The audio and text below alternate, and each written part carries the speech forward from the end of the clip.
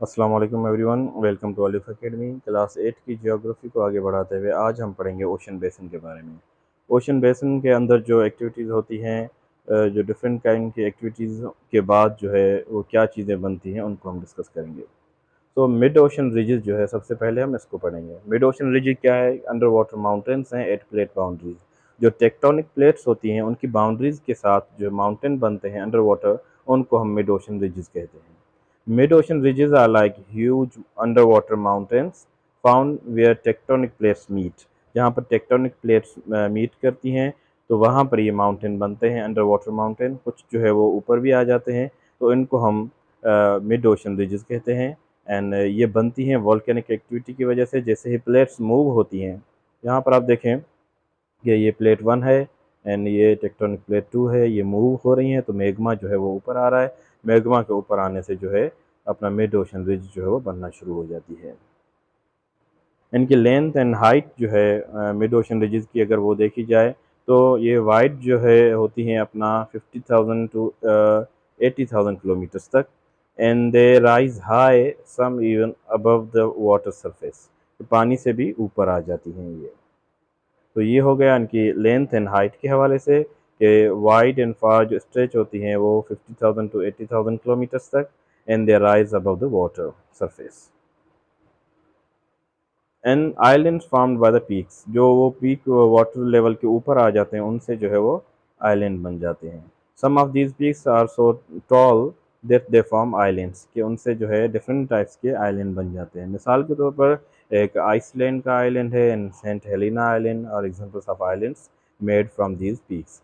तो underground activity होती है, वॉल्केनो रप्चर होता है, उसके रप्चर होने के बाद जो है मिड ओशन रिजेस जो है वो बनती हैं अंदर।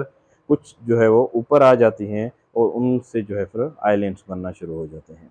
अब ये आप देखें, सेंट हेलेना आइलैंड है एंड अपना आइसलैंड आइलैंड। तो इस तरह से जो डिफरेंट आइलैंड्स बनते हैं ओशन के अंदर, वो वोल्केनिक एक्टिविटी के रप्चर होने के बाद मिड ओशन रिजेस बनती हैं और कुछ रिजेस जो है ऊपर आ जाती हैं तो उनको हम आइलैंड कहते हैं। उनका जो टेरेन होता है, जो सरफेस होती है वो रग्ड टेरेन होता है एंड वैलीज जो है वो भी वहाँ पर बन जाती हैं। The ridges are very rough and steep slopes उनमें होते हैं and deep valley between the mountains. Mountains के बीच में जो है वो डीप वैलीज बन जाती हैं। जिस तरह से अपना ज़मीन के ऊपर भी माउंटेन्स होते हैं उनमें भी वैलीज बनती हैं, सेम इसी तरह से जो है समुंदर के अंदर भी इस तरह से डीप वैलीज जो है वो बन जाती हैं। वोल्केनो एंड अर्थक्वेक जो है यहाँ पर बहुत ज़्यादा आते रहते हैं। वोल्केनिक इरप्शन होता रहता है एंड अर्थक्वेक जो है वो आते रहते हैं।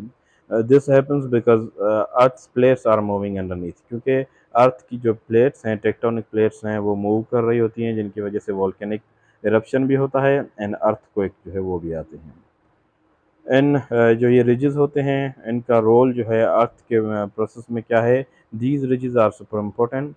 दे are part of how the earth crust work, कि अर्थ का क्रस्ट जो है वो किस तरह से बनेगा and affecting things like plate की मूवमेंट्स को and creating new parts of the ocean floor. Ocean floor के न्यू पार्ट्स जो बनते हैं वो भी इन रिजेस की वजह से बनते हैं।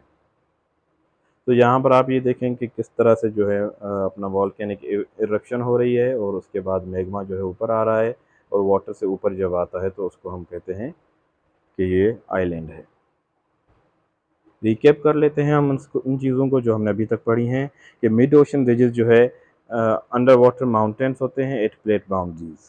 ठीक है, एक चीज़ ये हो गई। दूसरा, ये stretch from 50,000 to 80,000 kilometres and some जो है अबव वाटर जो है वो आ जाते हैं ऊपर, उनकी साइज़ जो है।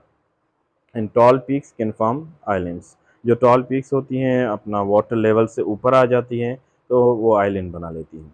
एंड रग टेरेन होता है विथ डीप वैलीज, वहाँ पर वैलीज भी पाई जाती हैं और जो टेरेन होता है वो बहुत ही रग्ड होता है। And active with volcanoes and earthquake, volcano rupture होते रहते हैं, अर्थक्वेक्स भी आते रहते हैं। Vital for plate movements and ocean floor creation के लिए ये जो रिजेस हैं, मिड ओशन रिजेस, ये बहुत ही इंपॉर्टेंट माने जाते हैं। तो ये टॉपिक यहीं पे ख़त्म होता है। इसके बाद दूसरे टॉपिक्स जो है उनको हम टच करेंगे। Thank you so much.